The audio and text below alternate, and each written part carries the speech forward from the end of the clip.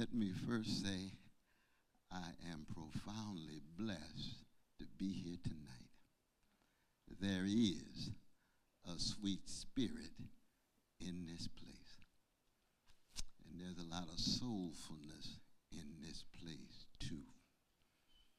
And soul ain't nothing but the sharing of a soothing sweetness against the backdrop of grim catastrophe.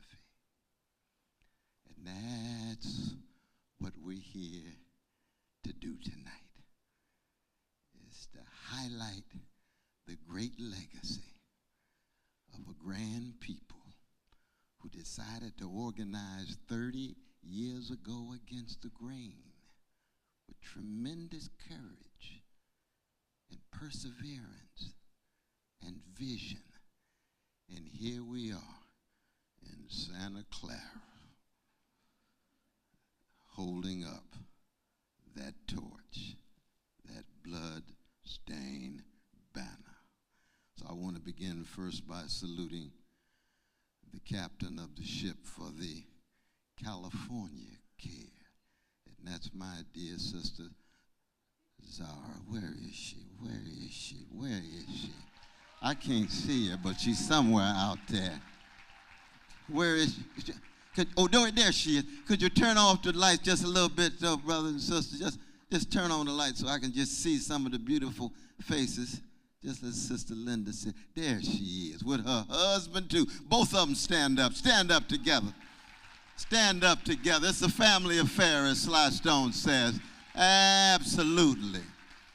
15 years straight out of Berkeley Law School, deciding to let all of that big money and status and spectacle go and say, I'm choosing integrity, I'm choosing honesty, I'm choosing service to the least of these.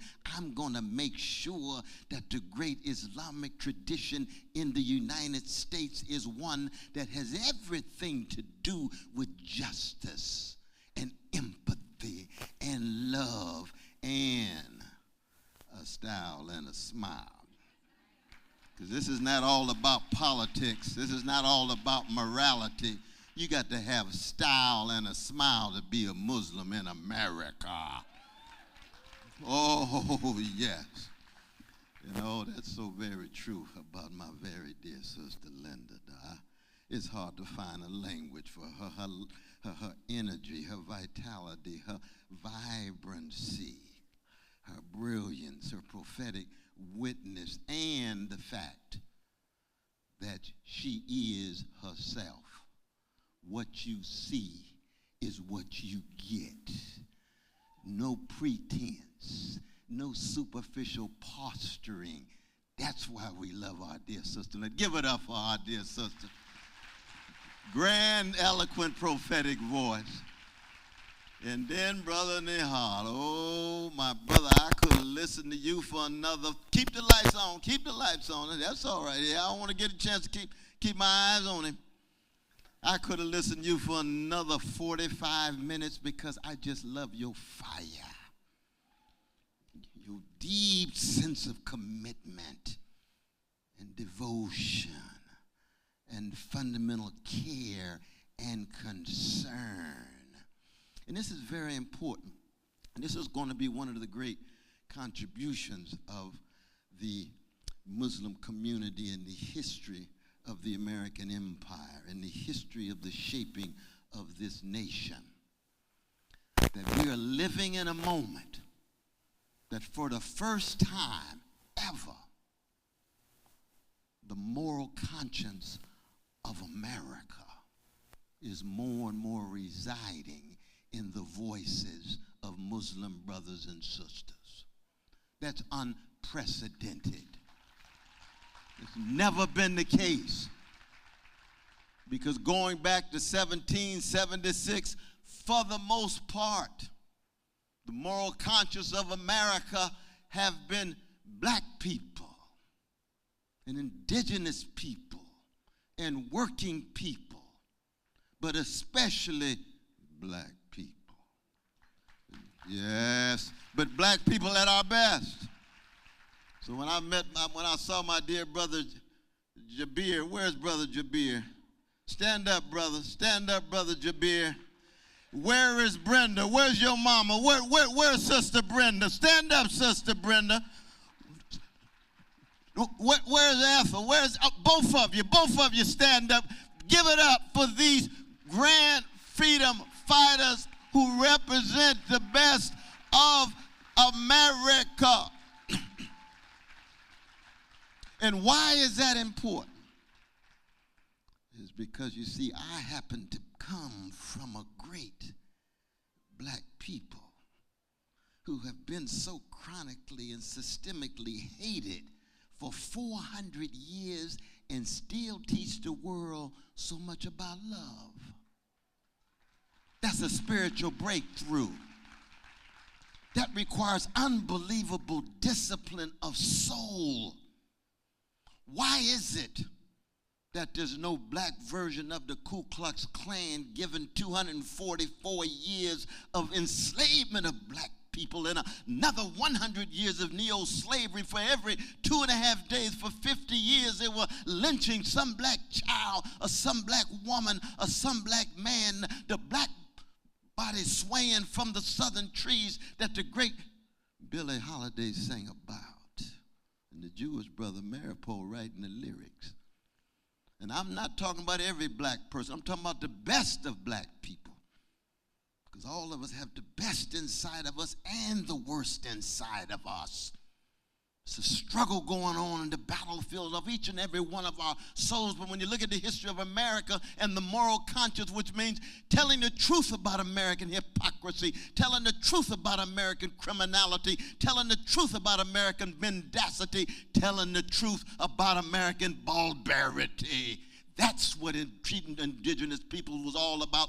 That's what enslavement was all about. That's what lynching, that's what sexual violation and rape, that's what white supremacy that our dear brother Sundiata was talking about. Those are not just words. Those were lives lived, wrestling with wounds and bruises and scars. But in the face of that tear, here come the freedom fighters. That's why somebody like Malcolm X, the freest black man in the 20th century in America, a Muslim brother, can raise his voice and said, in the face of this kind of terror, in the face of this kind of trauma, we're going to produce freedom fighters and we're going to embrace oppressed people around the world. That's what Brother Martin Luther King meant when he said, injustice anywhere is a threat to justice everywhere. Injustice anywhere is a threat to justice everywhere.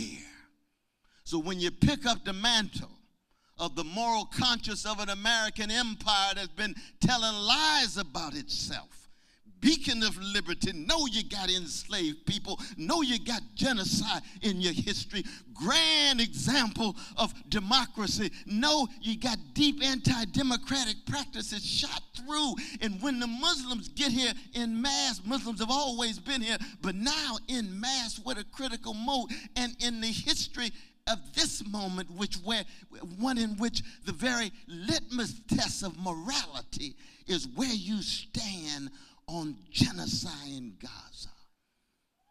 That's not true that other places people are not catching hell. They're catching hell in a lot of different places.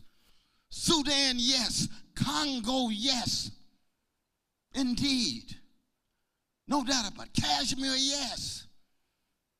There's a whole lot of injustice in the world. Santa Clara, yes. East Bay, Oakland, yes. I live in Harlem, Hell, yes. But Gaza is the litmus test. And where you stand on Gaza gives people a sense of what kind of compassion and courage you have on the ground, not lip singing, not pretty words, not complicated formulations that constitute rationalization of your ethnic cleansing and your apartheid practices. So even when we talk about Gaza, we ought to do it in connection to other forms of domination and subjugation. Indeed.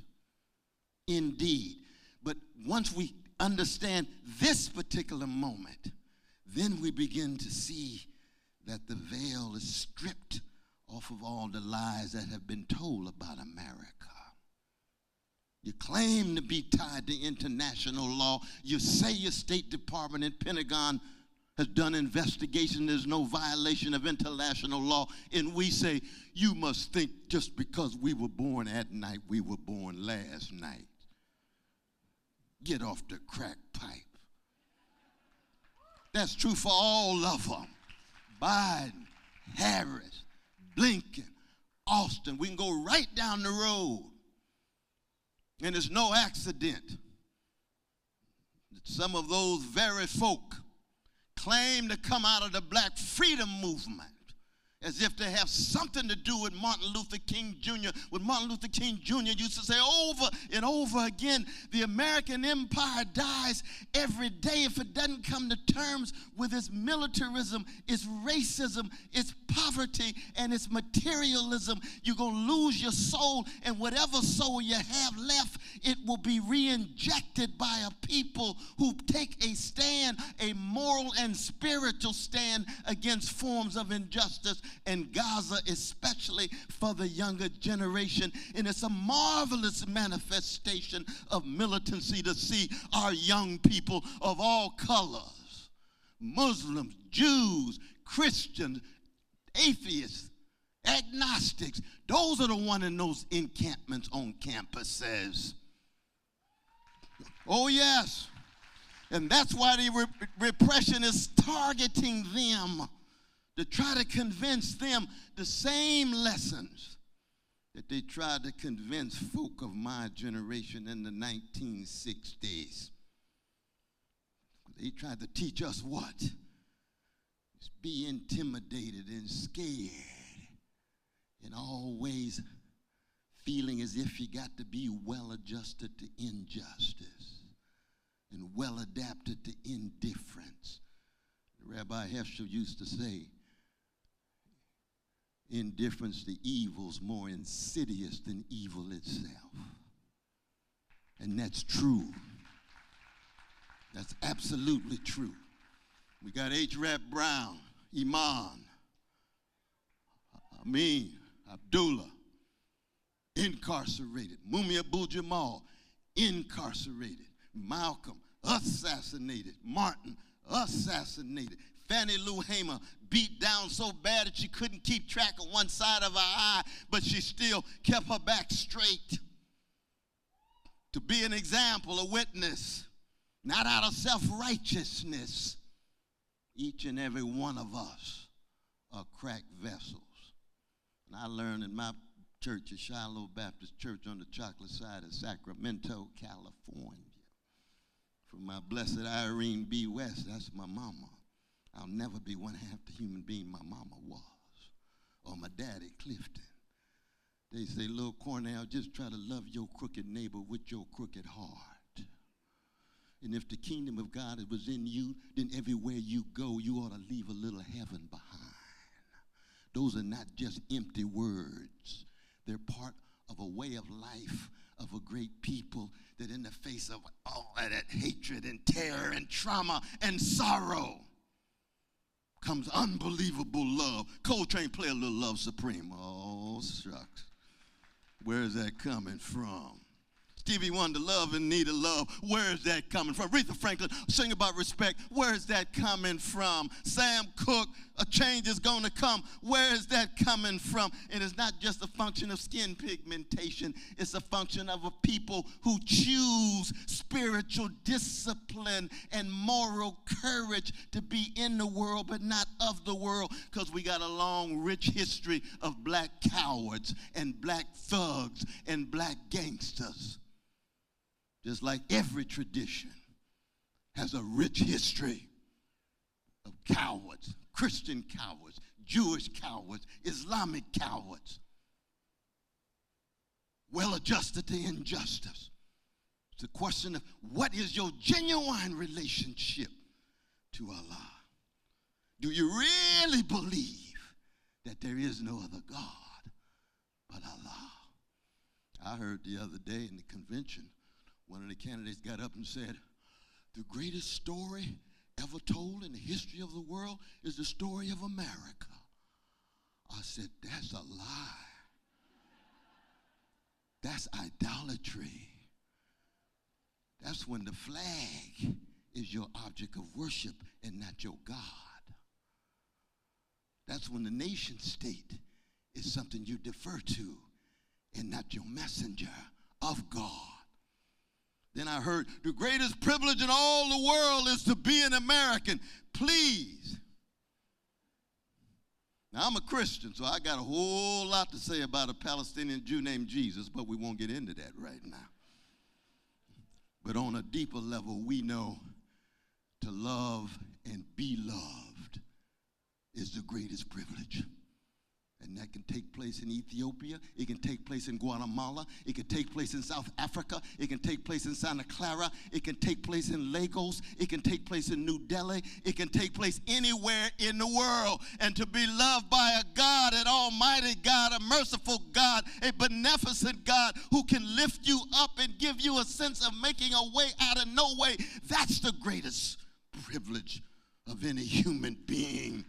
Don't reduce it down to some narrow tribal nationalist narrative, because all it does is reproduce the idolatry, reproduce the spiritual emptiness and decay and deterioration that goes hand in hand with an empire undergoing decline and decay. And that's what we're wrestling with today. And when you have an empire decline and decay, the culture is fundamentally about a joyless quest for insatiable pleasures, and it's all about titillation, stimulation, distraction, and addiction. It has nothing to do with caring and nurturing. It has nothing to do with straightening your back up in order to bear witness and be a witness for something bigger than you, a God that lures you so that the best of who you are becomes manifest in what you say and what you do. CAIR, 30 years ago, we're going to learn something from these black people. Oh, we got something to serve as a starting point in America. But we're not going to imitate them. We're not going to emulate them, because we know the anthem of black people is what? Lift every voice. It's not lift every echo. Can't be a jazz man or a blues woman if you're just an echo and an imitation and a copy. You better find your voice. And your voice is like your fingerprint. There's no other voice like yours. And so it is with our Muslim brothers and sisters today. Take that baton, that mantle, that torch from the black freedom movement. It's not that it's different, it's continuous. But you build on it with your own voice. Even Malcolm's voice, as crucial as it is, you don't imitate it. He shot dead in February 1965. This is 2024. He didn't know circumstances and conditions like the present, but he's wind at our back. Same is true with Clara Muhammad. Same is true with Muhammad Ali. Same is true with Yusuf Lateef. Long tradition of black people who were Muslims who constitute wind at one's back. And then you could move to we Christians like Martin Luther King Jr. and Fannie Lou Hamer and James Lawson. And then you can move to some secular folk like James Baldwin and Ella Baker. Angela Davis at her best. All of them part of a tradition that's trying to generate a love and a freedom and a healing and a joy in the face of hatred, terror, trauma, and sorrow. So I won't go on. You all are just so very kind to let me be a part of this tonight. I have been so thoroughly uplifted. My soul feels fulfilled from this particular gathering, that we are in it together. that our solidarity is real as a heart attack. It is solid as a rock. It is new as foam because it can reproduce itself and refashion itself. And most importantly, we got to pass it on to the younger generation. We've got to pass it on and let them know that life is not fundamentally about a professionalism and a careerism and opportunism, that he who ends with the most material toys is the winner. Life is not about cheap worldly success. It's about a costly moral and spiritual greatness grounded in religious traditions that teach us that sometimes integrity, though not popular, is still the way to live your life. The cut against the grain. That honesty, that decency, that compassion, no matter how pushed to the margins, truth crushed to earth will rise again. No set of lies will live forever. That's true for white supremacy in relation to any form of domination. No matter how powerful it seems to be, it might be mighty, but it's not almighty. Oh, it might be powerful, but it's not all powerful. And I simply say that to come from a black folk who have been told every generation that for black folk, based on the Hebrew scripture and the Christian Old Testament, that pharaohs on both sides of the bloody Red Seas. What you gonna do when everywhere you look there's a pharaoh? And sometimes a pharaoh look just like you. Black pharaohs, brown pharaohs, Christian pharaohs, Muslim pharaohs, Jewish pharaohs. What you gonna do? First thing you might want to do is just sing a song. Say a prayer. A beautiful prayer 5 times a day. To get you in contact with a power that gives you a lens through which you view the world, in which you decide that, lo and behold, I am finding a way out of no way because I'm tied to a power bigger than me, and that power sustains me. It is a divine gift that gives me unbelievable vision and courage to keep trying to hold on to integrity, honesty, and decency, trying to hold on to faith. I come from a black people. We've had to step out on nothing and land on something. That's the story of who we are. And yet, 2024, still loving, still fighting, still laughing.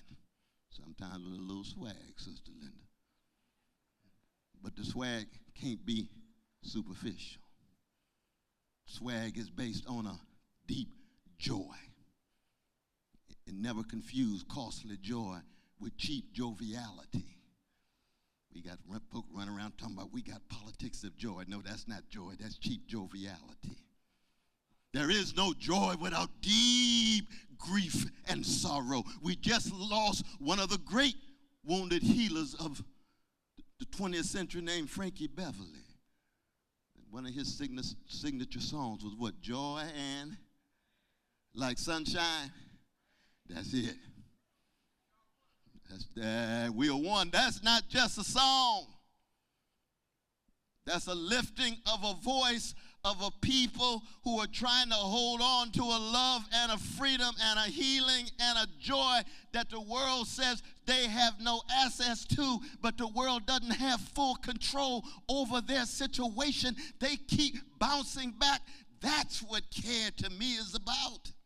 That's what I see, the bounce back of that spirit. But now, lo and behold, our Muslim brothers and sisters say, we're going to be the moral conscience. We're going to tell the truth about the underside of the American empire. We're going to make the connections of solidarity so that others who want to join us, fine. If you're white, if you're Jewish, if you're black, if you're Latino, come on, fine. But we got a calling, and we're going to start with the precious, priceless humanity of our Palestinian brothers and sisters undergoing unbelievable genocide. And yet when you look in the eyes of those young Palestinian, middle-aged Palestinian, older Palestinians still giving victory signs, still got grace, still got dignity, still got a sense of collective solidarity. What is it about these people? Oh, maybe it has something to do with their humanity and their rich prophetic Islamic tradition that equips them in the face of 2,000-pound bombs to say, you can't crush us, you can't suffocate our spirit, you can't eliminate our resilience. We will not just survive, we will thrive. Let CAIR thrive another 30 years, another 60 years, another 90 years, but let us all make one pledge: we're going to be faithful unto death.